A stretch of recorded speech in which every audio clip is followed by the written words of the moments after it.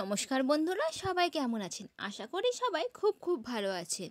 দিনটি ছিল শ্রাবণ মাসের তৃতীয় সোমবার, আর আমিও বাকি সবাইয়ের মতো আমার ভোলেনাথকে জল ঢালতে চলে এসেছি। এটি হলো আমার ঘরের ভোলেনাথ। প্রথমেই আমি ভগবানকে একটু মধু মাখিয়ে দিচ্ছি। আপনারা দেখুন, আমার মধু মাখানো হয়ে গেছে। এরপর একটু ভগবানকে আমি ঘি মাখিয়ে দিচ্ছি। তারপর আমি আমার ভগবানের মাথায় দুধ অর্পণ করছি, মাথায় আস্তে করে দুধ ঢালছি। তবে দুধ ঢালার কিন্তু নিয়মটা একটু আলাদা। প্রথমে আমি ভগবানের ডান সাইডে ঢেলেছি, তারপরে বাম সাইডে, তারপরে মাঝে এবং তারপরে শেষে উপর দিয়ে দুধটা ঢেলেছি। ভগবান শিবকে কিন্তু মাথায় দুধ এইভাবেই ঢালতে হয়। আপনারা কিভাবে ঢালেন অবশ্যই জানাবেন, কারণ ঢালার নিয়ম হয়তো অনেকের ক্ষেত্রে আলাদা হতেই পারে। এরপর একটু বাবার মাথায় আমি চন্দনও লাগিয়ে নিচ্ছি। আপনারা দেখুন, আমি চন্দনটা আগে থেকেই বেটে রেখেছিলাম, সেটা আমি আমার বাবার মাথায় লাগিয়ে দিচ্ছি। এরপর আমি বাবা মানে ভোলেনাথকে গঙ্গা জল দিয়ে দিচ্ছি। গঙ্গা জল ঢালছি একই রকমভাবে যে নিয়মে আমি ভোলেনাথের মাথায় দুধ ঢেলেছিলাম, সেই নিয়মেই আমি গঙ্গা জল ঢালছি। প্রথমে ডান পাশে, তারপর বাঁ পাশে, তারপর মাঝখানে এবং শেষে ওপর থেকে। এরপর আমি ভোলেনাথের মাথায় ফুল অর্পণ করছি। এই যে ফুলটি আমি অর্পণ করলাম, এই ফুলটি কিন্তু হলো আমাদের বাগানের ফুল। আপনারা আমার বাগানের ভিডিওতে অনেকেই হয়তো এই ফুলটি দেখেছেন। এই ফুলটি আমার এত প্রিয় যে আজকে আমি আমার ভোলেনাথের জন্য এই ফুলটি নিয়ে চলে এসেছি। এরপর আমি ভোলেনাথ মানে মহাদেবের মাথায় বেলপাতা অর্পণ করছি। দেখুন, আমি বেশ কয়েকটি বেলপাতা আমাদের পাশের বাড়ির একটি গাছ থেকে পেড়ে নিয়ে চলে এসেছিলাম, আর সেটাই আমি আমার ভোলেনাথের মাথায় অর্পণ করলাম। এরপর আমি মহাদেবকে শিব বেল নিবেদন করছি। আর আপনারা অনেকেই জানেন যে শিব বেল ছাড়া এই মহাদেবের পুজো কিন্তু হয় না। এরপর ফল হিসাবে আমি মহাদেবকে আমাদের গাছের যে ড্রাগন ফলটি আপনাদেরকে দেখিয়েছিলাম, তারই মধ্যে একটি ড্রাগন ফল অর্পণ করলাম, সঙ্গে আম, আপেল এগুলোও ছিল। এরপর আমি একটি প্রদীপ জ্বালিয়ে সেটিকে একটু মহাদেবের সামনে ভালো করে ঘুরিয়ে আরতি করে নিলাম।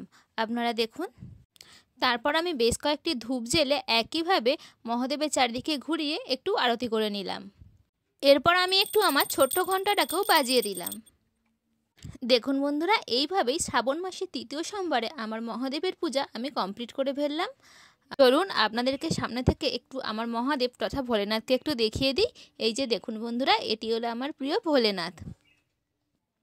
শ্রাবণ মাসের তৃতীয় সোমবার আমার আর ভিডিওটি আর শেষ করা হয়নি, কারণ জানেন তো, কারণ পরের দিনই ছিল শ্রাবণ মাসের তৃতীয় মঙ্গলবার। আর শ্রাবণ মাসের সোমবার যেমন ভোলেনাথের বার, তেমনই শ্রাবণ মাসের মঙ্গলবার কিন্তু বজরংবলীর বার। আর তাই আমিও আপনাদের সাথে কথা বলতে বলতে চলে এসেছি আমাদের বাড়ির সামনে যে বজরংবলীর মন্দির আছে সেখানে। এই যে দেখুন, আমাদের বজরংবলীকে আপনাদেরকে একটু দেখিয়ে দিই। জানেন তো, আমি এখানে এসে শুনলাম যে বজরংবলীর পুজো একটু দেরি করে শুরু হবে। দেখুন, আস্তে আস্তে সবাই চলে এসেছে, কিন্তু পুরোহিত মশাই এখনও আসেননি। কারণ পুরোহিত মশাই একটু দেরি করে আসবেন। আসলে আমাদের এখানে যে ঢেড়াপাল্লার পুজো হয় না শ্রাবণ মাসের শনি মঙ্গলবারে, ওই জন্য পুরোহিত মশাইয়ের আসতে একটু লেট হবে, উনি সেটা জানিয়ে দিয়েছেন। জানেন তো, অনেকক্ষণ ধরে বসে থাকার কারণে আমারও আর বসে থাকতে ভালো লাগছিল না। ইনফ্যাক্ট এখানে কারোরই আর বসে থাকতে খুব একটা ভালো লাগছিল না, তাই সবাই নিজের মতো রাস্তাটা একটু হাঁটছিল, আর আমিও সেই সময় একটু বজরংবলীর সঙ্গে ছবি তুলে নিলাম। দেখুন বন্ধুরা, ঠাকুরমশাই আসার কিছুক্ষণ আগে আমি ঠিক করলাম আমার মাথাটাকে এবার ওড়না দিয়ে ঢেকে নিই, নাহলে ঠাকুরমশাই কখন এসে পড়বেন আর আমি ভুলে যাব। আর পুজো করার আগে কিন্তু ওড়নাটাকে কিন্তু এইভাবে মাথায় ঢেকে নিতে হয়, জানেন তো। আমার মতো বাকি ভক্তরাও দেখুন না এখানে ঠাকুরমশাইয়ের জন্য ওয়েট করছে। সামনের এই বাচ্চা ছেলেটিকে দেখতে পাচ্ছেন, ও কিন্তু অনেকক্ষণ ধরেই আমার পেছনে লাগছিল, খালি বলছিল একটা লাড্ডু দাও না, আমি খাবো। আমি ওকে বললাম, জানেন তো, যে একটু পরে দেবো, তারপরে তুই খাবি। আসলে বাচ্চাদের মধ্যেই কিন্তু স্বয়ং ভগবান বাস করে, এটা আমরা বারবার নানান ঘটনার মধ্যে প্রকাশ পাই। তারপর মন্দিরে ঠাকুরমশাই চলে আসে আর আমাদের পুজো দেওয়াও কমপ্লিট হয়ে যায়। জানেন তো, পুজো দেওয়ার সময় আর কোনো ভিডিও করতে পারিনি। আসলে বুঝতেই পারছেন, পুজো দেওয়ার সময় যদি আমি ভিডিও করি তখন কিন্তু আমার মনোযোগ ভিডিওর দিকেই থাকবে, ভগবানের দিকে আর হয়তো থাকবে না। সেই জন্য পুজো দেওয়ার সময় আর ক্যামেরাটা ধরিনি।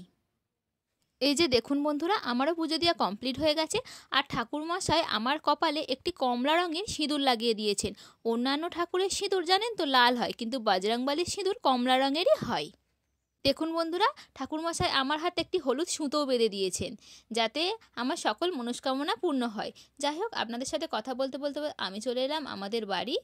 আর ভিডিওতে আজকে এখানেই শেষ করছি। ভিডিওটি কেমন লাগলো অবশ্যই জানাবেন। ভিডিওটি ভালো লাগলে লাইক, কমেন্ট, শেয়ার এবং সাবস্ক্রাইব করে পাশে থাকবেন। ভিডিওটি সম্পূর্ণ দেখার জন্য সবাইকে অনেক অনেক ধন্যবাদ। সবাই ভালো থেকো, সুস্থ থেকো, আর আমার ভিডিও ভালো লাগলে আমার পাশে থেকো। বাই।